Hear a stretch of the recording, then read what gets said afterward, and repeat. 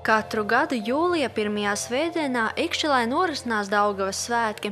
Uz kopīgu sadziedāšanos un sadancošanos Ikšķeles kultūras biedrība aicina tuvējo pagastu deju kolektīvus un korus. Šogad Ikšķeles estrādē pulcējās 6 kolektīvi un kori, gan vietējie kā Pavards un Soāre, gan viesi dejotāji no Salaspils un Bauskas. Es domāju, ka viņi mums arī jau varbūt tās šodien vēl tās skatās ar visām varbūt mūsu krīzēm un ar visiem tādiem negadījumiem, varbūt, kas notiek, ja? Bet es domāju, ka viņi būtu mums jāpadara par tādiem, vēl nozīmīgākiem, ne? Varbūt sevišķi pat jaunatnes un tādu bērnu. Mēs taisnāk, ja viņi runājam, kad būtu noteikti bērniem jānāk un varbūt vēl plašāk kaut kādu pasākumus arī bērniem. Es zinu, ka mums bija tie 10. atjaunietie Daugavas svētie Režisors Smirnava arī tajā Ozoliņu parkā pie Daugavas, jā, bija specialitātes arī cikliņš bērniem. Notika visādi bērnu tāds nodarbības un visādi bērnu izdarības bērniem. Tā kā, mēs domājam, ka arī tas ir jārīko, lai vairāk tiešām zinātu bērni, zinātu jaunatni.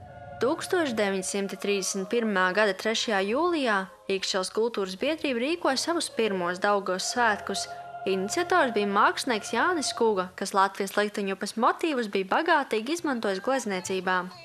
Līdz ar laiku un valsts iekārtu maiņu svētki piedzīvojuši gan kritumus, gan kāpumus, tomēr vienmēr attīstījušies ciešā saiknē ar tagadni un apmeklētājiem piedāvā aizvien interesantākas programmas.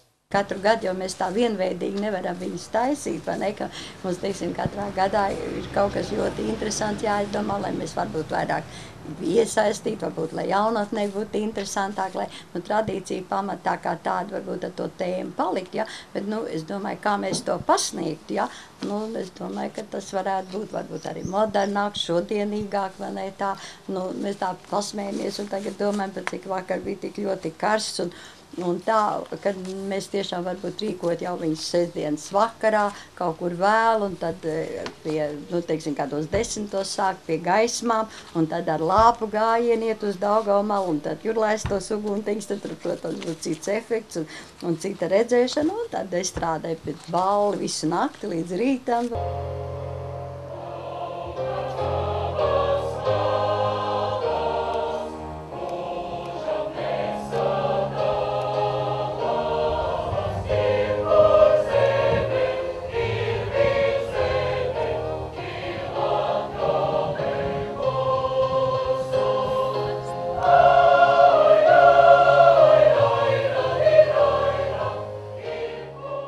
Zanda Treško, Māris Zimovskis, Dācis Tribotska, Ogra televīzija.